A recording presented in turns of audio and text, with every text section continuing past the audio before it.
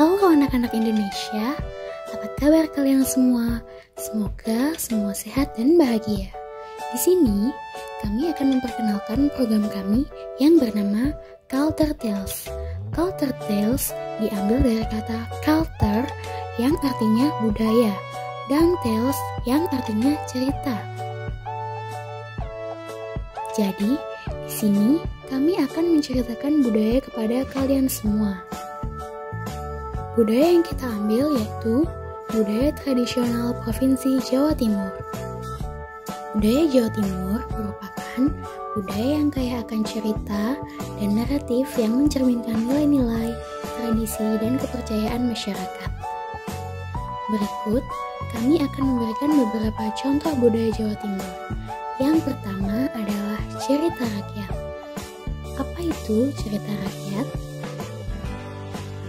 Cerita rakyat adalah cerita yang dibuat oleh suatu masyarakat di daerah tertentu di masa lampau dan disampaikan secara turun-temurun.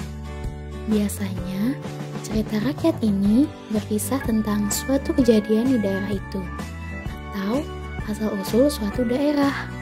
Tokoh-tokoh yang berperan di dalamnya bisa berupa manusia, makhluk hidup lain seperti binatang atau tumbuhan, bahkan bisa berupa dewa atau peri. Secara singkat, ciri-ciri cerita rakyat adalah: pertama, cerita rakyat disampaikan secara lisan dan turun-temurun.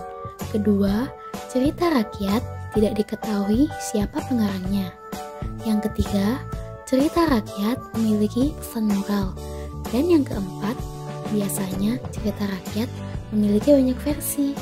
Nah, cerita rakyat yang akan kita tampilkan kali ini adalah cerita rakyat asal-usul Surabaya.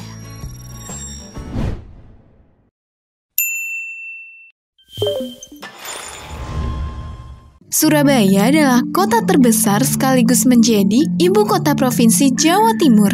Selain itu, Surabaya juga menjadi kota metropolitan kedua setelah Jakarta. Kemajuan Surabaya seperti yang kita lihat sekarang ini melalui proses yang panjang dan memakan waktu beratus-ratus tahun.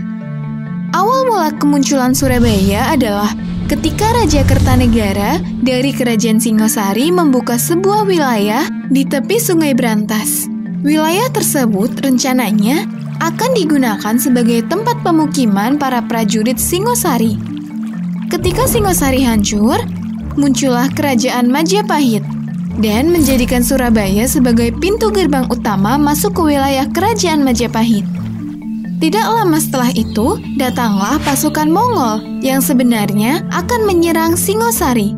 Kemudian, Majapahit yang dipimpin oleh Raden Wijaya berhasil mengusir pasukan kerajaan Mongol dan mereka kembali ke negerinya. Peristiwa tersebut terjadi pada tanggal 31 Mei 1293. Tanggal kemenangan tersebut ditetapkan sebagai hari jadi kota Surabaya.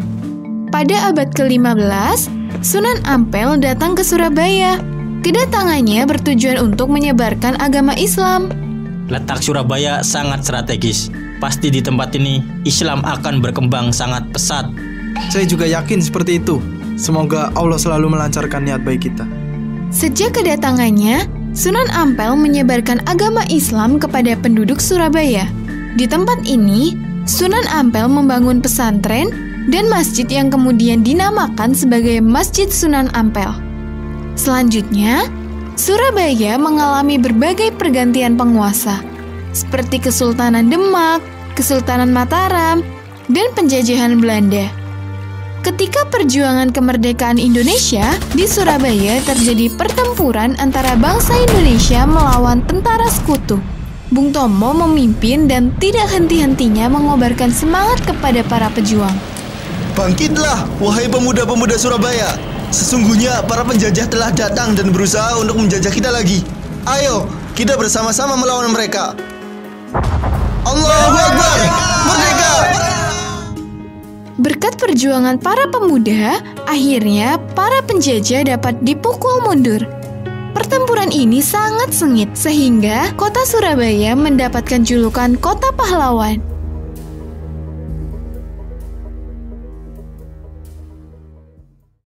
Tradisi budaya berikutnya adalah tradisi upacara. Jawa Timur memiliki kekayaan budaya yang luar biasa, termasuk berbagai tradisi upacara yang unik dan menarik. Berikut adalah beberapa contoh tradisi upacara di Jawa Timur, yaitu yang pertama, upacara larung sesaji, yang kedua, upacara ruwatan, yang ketiga, gerebek suro, dan yang terakhir, upacara kasada. Di sini, kakak akan menjelaskan salah satu dari upacara tersebut, yaitu upacara kasada. Kira-kira kalian sudah tahu tentang upacara kasada apa belum ya? Nah, upacara kasada sendiri adalah salah satu tradisi unik dan memukau yang berasal dari Jawa Timur. Upacara kasada merupakan upacara yang dilakukan di suku Tengger di Gunung Bromo. Dalam upacara merupakan ritual-ritual adat yang telah diwariskan turun-temurun oleh nenek moyang suku Tengger. Para tetua desa memanjatkan doa-doa untuk keselamatan dan kesuburan tanah. Terdapat juga persembahan-persembahan yang terdiri dari berbagai macam hasil bumi dan hewan sebagai wujud rasa syukur kepada Sang Pencipta. Tradisi kesenian adalah kebiasaan atau adat istiadat yang berkaitan dengan kesenian dan telah dilakukan secara turun-temurun dalam suatu masyarakat. Tradisi kesenian ini biasanya diwariskan dari generasi ke generasi dan menjadi bagian integral dari budaya masyarakat tersebut. Bisa diambil contoh dari tradisi kesenian dari Jawa Timur, yaitu Reog Ponorogo. Reog Ponorogo adalah sebuah kesenian tradisional yang berasal dari Ponorogo, Jawa Timur, Indonesia. Kesenian ini memiliki sejarah yang panjang dan telah menjadi bagian integral dari budaya daerah Indonesia. Tarian Reog Ponorogo ditandai dengan gerakan tubuh yang dinamis dan energik. Penari menggunakan gerakan tangan, gerakan kaki, dan badan secara ekspresif untuk menggambarkan emosi, perjalanan, atau adegan tertentu dalam cerita. Gerakan dalam tari Reog Ponorogo bersinergi dengan gamelan yang dimainkan, terutama irama gong, menciptakan kesinambungan yang harmonis. Tari reog biasanya menggunakan topeng-topeng besar yang indah dan mewah. Topeng utama adalah topeng singa atau singa barong, yang melambangkan keberanian dan kekuatan. Selain itu, ada juga topeng Kolono Sawandono yang memiliki tokoh pangeran. Tari reog melibatkan gerakan-gerakan tubuh yang kuat, dinamis, dan terkoordinasi. Gerakan ini seringkali mencerminkan keanggunan, keberanian, dan kejantanan, terutama saat menari bersamaan dengan topeng yang besar. Ciri khas dari penampilan Reog Ponorogo adalah gerakan pencaksilat yang energik. Mulai dari posisi kuda-kuda, gerakan tendangan ke atas dan ke bawah sambil menaiki kuda dengan mengayunkan pecut sesuai irama musik yang mengalun.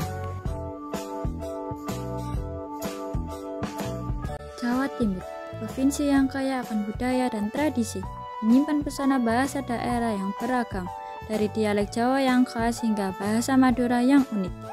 Pada kesempatan ini, saya akan menjelaskan macam-macam bahasa daerah di Jawa Timur. Mari kita menyelami keindahan bahasa daerah di Jawa Timur. Oke, yang pertama ada bahasa Jawa.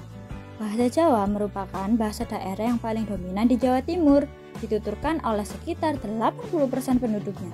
Ciri khas dialek Jawa Timur adalah penggunaan kata-kata yang lebih kasar dan intonasi yang lebih keras. Untuk beberapa contoh kosakata khas Jawa Timur antara lain, arek yang artinya anak laki-laki dan wedok yang artinya perempuan.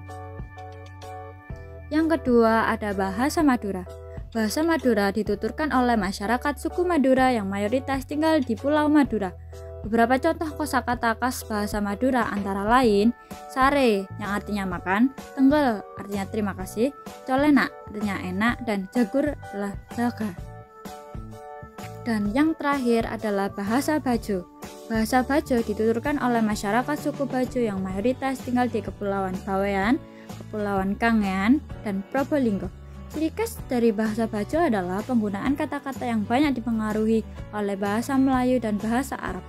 Beberapa contoh kosakata khas bahasa Bajo antara lain oli yang artinya anak, ia yang artinya dia, kita yang artinya kami, dan ana yang artinya apa. Sekian penjelasan dari kelompok kami, terima kasih dan sampai jumpa kembali.